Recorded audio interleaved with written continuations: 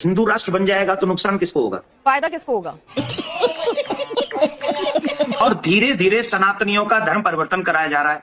अब देख तू आप कह रहे हैं धर्म परिवर्तन हो रहा है, तो मुसलमानों का भी हो रहा है। मुसलमानों का धर्म परिवर्तन तो बागेश्वर महाराज ने अपने मंच पर कराया और बड़े गदगद हुए, बड़ी तालियां बजवाई कि बहुत खूबसूरत शानदार काम किया है। वो अगर हिंदू धर्म में आए तो बहुत बढ़िया काम हो रहा है, लेकिन अगर हिंदू चला जाए तो पाप हो रहा है। ये डबल स्टैंडर्ड क्यों देवकीनंदन ठाकुर जी?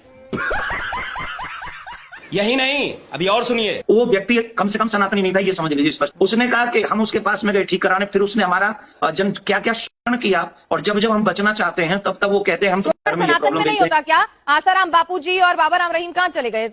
मतलब सनातन में नहीं होता क्या? 5 उंगलियां बराबर नहीं है सर होंगे? आप टारगेट कर रही सनातन को? नहीं, मैं खुद सनातनी हूँ। मेरे हाथ में कलावा बंधा हुआ है, लेकिन चमत्कार करके लोगों को इस तरह से भ्रमित ना कीजिए। ये ठीक नहीं हो रहा सर, आप गलत कर रहे हैं सर। यात्रीगण कृपया ध्यान। हेलो दोस्तों, तो कैसे उम्मीद करता हूँ अच्छे होंगे, मस्त होंगे, एकदम जबरदस्त होंगे। तो भाई सब पिक्चर देख के तो आप लोग समझ ही गए होंगे कि ट्रेलर कैसा होने वाला है। एक सेकंड, अब आप लोग सोचते होंगे कि हम मास्क काहे लगा के रखे हैं। तो भाई साहब अनभक्त जो है ना कुछ ज्यादा ही गोबर खा लेता है ना, इसलिए जो है ना यहाँ तक स्मेल आ जाती है, इसके लिए लगाया।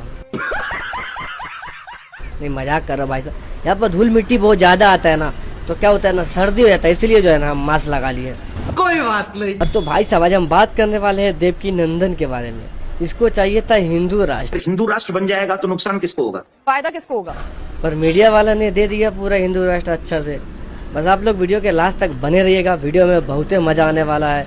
देवकीनंदन जी को चाहिए हिंदू राष्ट्र, तो जरा देख लीजिए एक बार वीडियो पूरा, थोड़ा देखिए अब पूरा देखिए। बात बताइए, अगर हिंदू राष्ट्र बन जाएगा तो नुकसान किसको होगा? फायदा किसको होगा?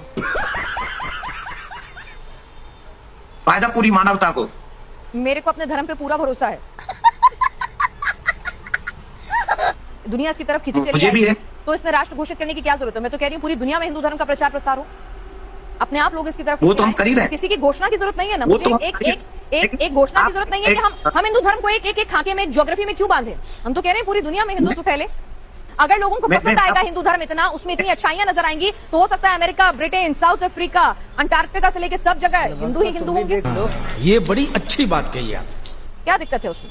ये तो लोगों को तय करने दीजिए ना कि इसमें इतनी अच्छी खूबियां, उसे एक ज्योग्राफिकल बाउंड्री में बांधकर क्यों कैद कर रहे हैं? अच्छा एक बात बताइए, अभी आपको लगता है कि जिन जिन जगहों के नाम आपने लिए वहाँ हिंदू नहीं है? है बिल्कुल है, तो मैं वही तो कह रही हूँ आपसे कि ज्योग्राफिकल बाउंड्री में क्यों बांधना है? क्या सेकुलर स्टेट रहने देने में क्या दिक्कत है?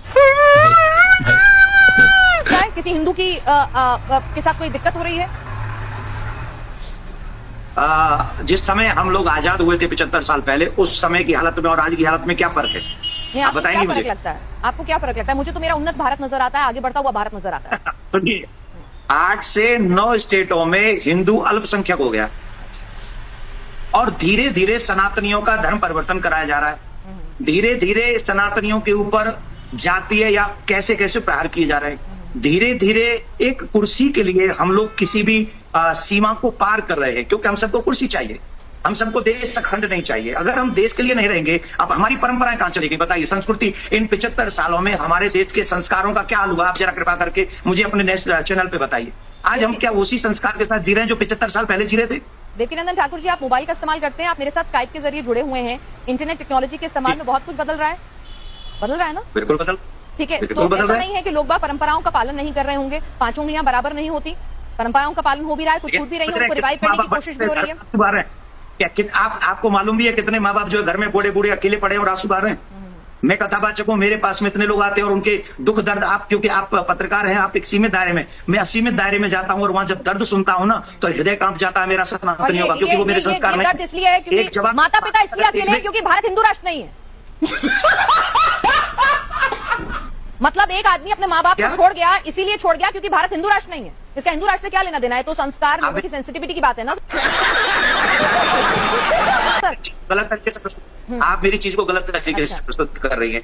हिंदू राष्ट्र का मतलब है सनातन परंपरा, सनातन संस्कृति। सनातन संस्कृति के ही हमारे आचार्य भगवान श्री राम, जो अपने माँ सौतेली माँ के कहने पर 14 वर्ष के लिए वन को चले गए थे, वो है संस्कार। और ऐसा संस्कार निर्माण करेगा हिंदू राष्ट्र का, सनातन राष्ट्र का। और वो सनातन राष्ट्र किसी पे कुठाराघात नहीं करेगा। सनातनियों ने किसी पर आक्रमण नहीं किया है। सनातन किसी को मारना नहीं चाहता। सनातन सबको प्यार देना चाहता है। सनातन सबको अपने साथ में रखना चाहता है। मैं एक जगह पर था, एक पत्रकार भाई सब थोड़ा सा और आगे देखिए तब आपको समझ में आ जाएगा कि देवकी नंदन जी को जो है ना मीडिया वाला कैसे रील दिया है। कभी कभी अच्छे इंसान से पाला पड़ जाते हैं इन लोगों का। उन्होंने कहा जब आप हिंदू राष्ट्र बनाएंगे तो आप हमें कृपा करके बताइए उसमें हमारे मुसलमान भाइयों की क्या उपलब्ध क्या रहेगा, मुसलमान भाइयों का क्या रहेगा। मैंने उससे कहा था कि यही रहेगा जैसे राम जी के राज्य में लक्ष्मण का था, जैसे शत्रुघ्न का था, वैसे भरत का था। ये है सनातन, ये है हिंदू राष्ट्र। हिंदू राष्ट्र बनेगा, क्या हिंदू धर्म इतना कमजोर है कि उसे मैं पूछना, क्या हिंदू धर्म इतना कमजोर है कि उसे एक डिक्लेरेशन की जरूरत है? हिंदू धर्म इतना कमजोर है कि उसे डिक्लेरेशन की जरूरत है कि हिंदू राष्ट्र बना लो? मैंने कहा ना, हिंदू धर्म इतना कमजोर है, देश के कानून पे भरोसा नहीं है।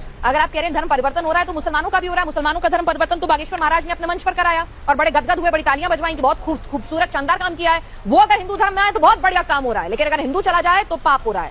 ये डबल स्टैंडर्ड क्यों देवकी नंदन ठाकुर जी? ये सब दोगलापन है। मैं तेरा दोगलापन उतारता हूँ। देश में आजादी के समय कितने मुसलमान भाई थे? सर मैंने क्या कहा, कितने हिंदू? और हिंदू उस रेशो से नहीं बढ़ रहे हैं, आप ये कह रहे हैं हिंदू उस रेशो से नहीं बढ़ रहे हैं जो 125 करोड़ की आबादी हो गई। क्या नहीं बढ़ रहे हैं? हिंदू उस रेशो से नहीं बढ़ रहे हैं। अगर रेशो की बात करें, फर्टिलिटी रेशो की बात करें, अगर हम बात करें कि किस रेशो से बढ़ रहे हैं, तो आप कह रहे हैं कि हिंदू मुसलमान अलग अलग रेशो से बढ़ रहे हैं। क्या बात कर रहे हैं? 125 करोड़ की आबादी में क्या फिर 70% मुसलमान हो गए क्या? सर एक सेकंड, मैं आपसे की बात ही नहीं की। सर मैं वही आप कर रही हैं। नहीं सर, मैं आपसे ये पूछ रही हूँ कि क्या हिंदू धर्म को, क्या हिंदू, एक मिनट, हमारे देश के कानून पर आपको भरोसा है? पूरा संविधान पर पूरा भरोसा है। पूरा भरोसा है। इस देश में धर्म परिवर्तन के खिलाफ कानून है, कुछ समझ नहीं आ रहा तो सीख जाओ। उन कानून और बनने चाहिए, और बनने चाहिए, ठीक है। कानून में कमी पेशी हो सकती है, बिल्कुल आपको अधिकार है इस देश के नागरिक होने के नाते उसके खिलाफ आवाज उठाने का, और कड़ाई से होना चाहिए, एग्जीक्यूशन और बेहतर होना चाहिए।